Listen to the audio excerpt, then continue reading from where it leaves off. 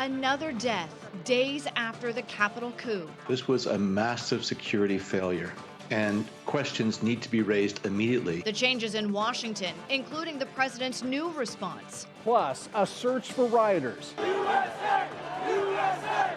USA! How you can help the FBI track down the criminals. More vaccines, but new concerns over tests. How your results could be wrong.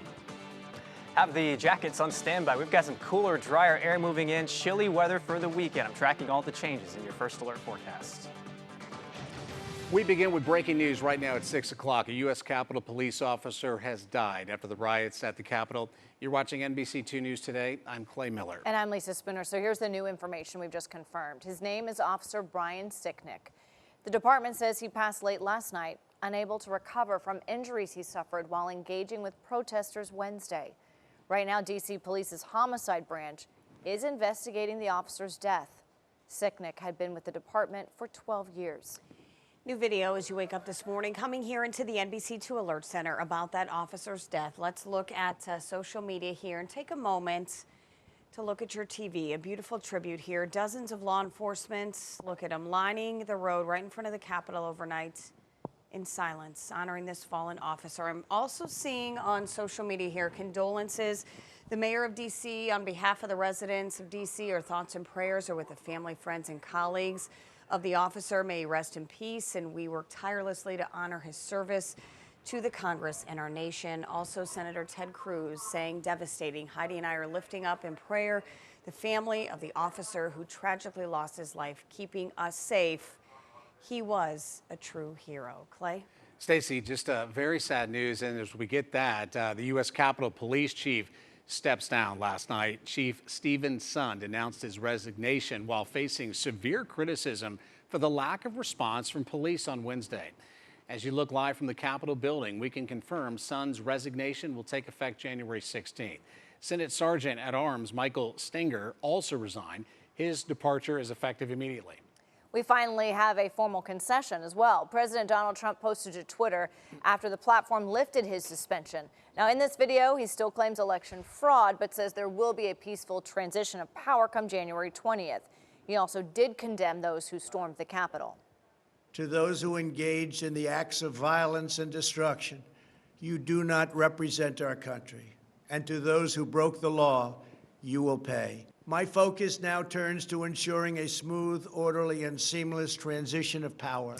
The president is banned from posting on Facebook and Instagram until after the inauguration. And as you wake up, more resignations from the White House. Secretary of Education Betsy DeVos says she'll be leaving her position immediately. She becomes the second cabinet member to quit, blaming the president for, quote, fueling the invasion of the U.S. Capitol.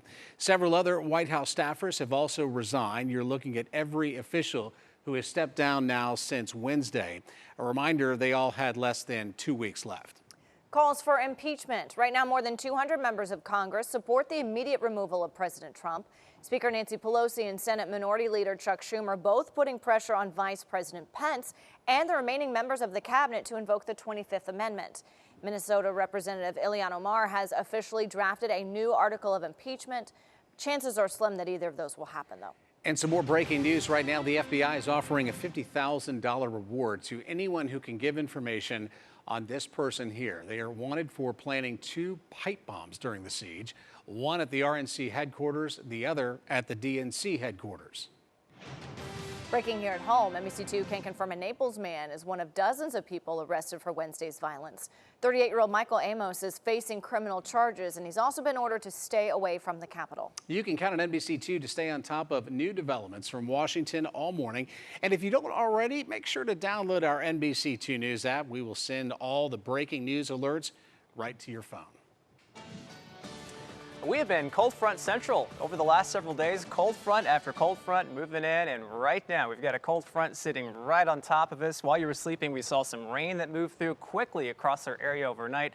didn't amount to a whole lot, brought some gusty winds, and now we've got some cooler weather on the way that will trickle in through the course of our Friday. Right now, though, just want to show you, if you're getting ready to head out the door on the NBC2 First Alert Live Doppler radar, we are dry. You might notice the pavement a little bit wet from some of the rain we saw, but at most a quarter of an inch to just over that.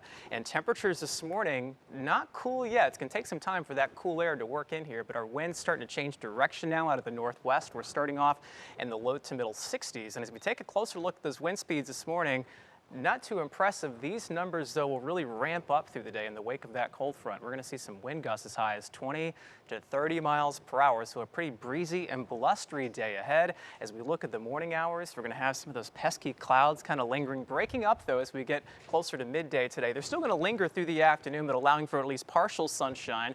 Not chilly yet today. We're going to warm up to around 72 degrees. You'll notice a drop in humidity, though, as those winds become more northerly. And then the chill arrives tonight, and I'll show you when we're going to have those wind chills as low as the 30s ahead in your First Alert forecast, plus an update on the red tide and how the wind is affecting that at 6:15. Thanks, Jason. Time right now is 6:06. We have some breaking news. One person is dead after this nasty crash in Fort Myers. Police have been out there for hours investigating. It's on Cleveland Avenue and Stella Street, and that intersection is completely blocked off right now, which could make your morning drive quite a mess. NBC2's Anissa Bohannon has been with officers all morning. So, Anissa, what information have you been able to confirm for us? Lisa, at this hour, we can confirm that one person has passed away in this single vehicle crash just outside of Lee Memorial Hospital. The call came in around 2 o'clock this morning. Traffic investigators have been on scene here for a while, and I want you guys to take a look at this, at what we're looking at. This is one of the tires from the car that was involved in the crash, and then I want you to see how far away the car is here. It's all the way back there, feet. There's lots of debris in the road over there, lots of glass, lots of things that came off of the vehicle. Unfortunately, we still don't have any details on what might have happened. Now, employees of businesses along this stretch over here on this side where you're seeing all the crime tape will likely need to take some back roads to get to there's a back parking lot over there. It looks like that parking lot is closed off for the time being. This area will be closed off for at least another couple of hours. Law enforcement is telling me Canal Street is open, so there will be access to the hospital here, but the rest of Cleveland Avenue here along this stretch will be closed for quite some time. You can count on NBC2 to get you the latest information here on air and through alerts on our NBC2 News app. For now, I'm Anissa Bohannon in Lee County, live. Anissa just talked about those back roads that you can take. That is Canal Street, that is Stella Avenue. Those are open for your morning commute. Now, if you're trying to take a Cleveland Avenue, that is completely blocked off right now. Your best bet is to take either McGregor Boulevard or Fowler Street for your morning commute. That's your NBC2 traffic alert. Time now, 6:07, breaking news this morning. Have you seen this teenager? The Lee County Sheriff's Office says 17-year-old Nehemiah Garcia is missing. He has autism and could be in danger.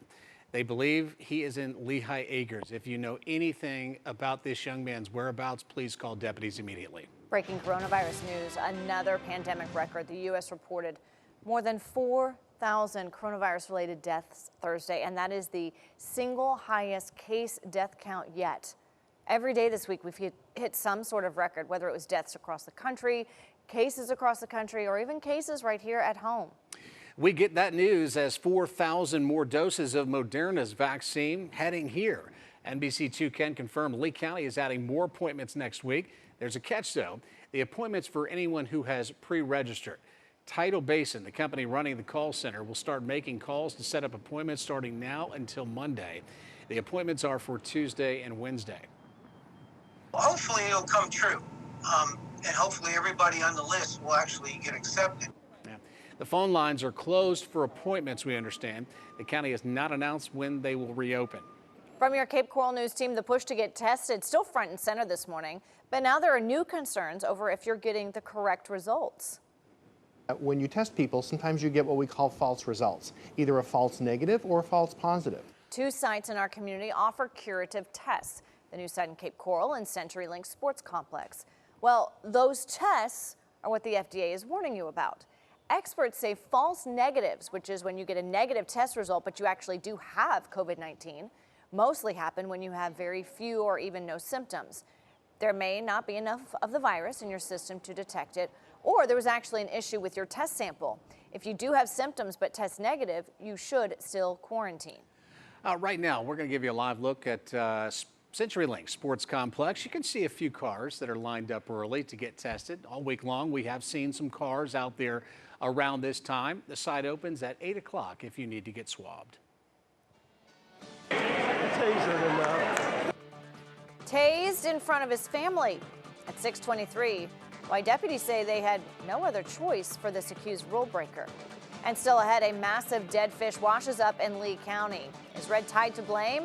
As you look live from Fort Myers Beach, NBC2 is there on top of the conditions that are just getting worse.